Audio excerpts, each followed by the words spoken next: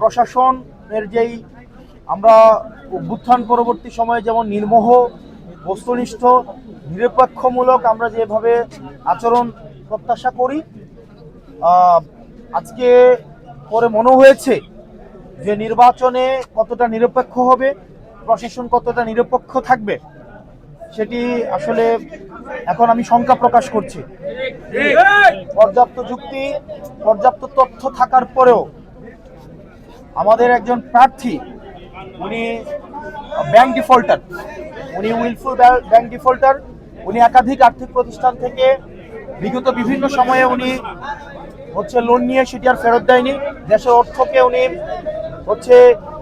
তছরুফ করেছেন এবং bank defaulter হওয়া সত্ত্বেও উনি সেটিকে, এই তথ্যটি যখন গোপন করে এবং হাইকোর্ট স্টে দেওয়ার তথ্যটি যখন গোপন করে, এটি ব্যক্তিগত তথ্য গোপনের পর্যায়ে পড়ে এবং আমাদের নির্বাচনী আচরণ যে বিধিমালা রয়েছে সেখানে স্পষ্ট উল্লেখ আছে, কোনো প্রার্থী যদি ইচ্ছাকৃতভাবে তার তথ্য গোপন করে হলফনামে উল্লেখিত, তাহলে সেটি তার প্রার্থিতা বাতিলের যে বিধান রয়েছে। কিন্তু আমরা দেখতে পেয়েছি প্রশাসনের কাছে আমরা পর্যাপ্ত তথ্য প্রমাণ এবং যুক্তি উপস্থাপন করার পরেও সেখানে প্রশাসন কতটা নিরপেক্ষ আচরণ করতে পেরেছে সেটি আসলে প্রশ্নবিদ্ধ।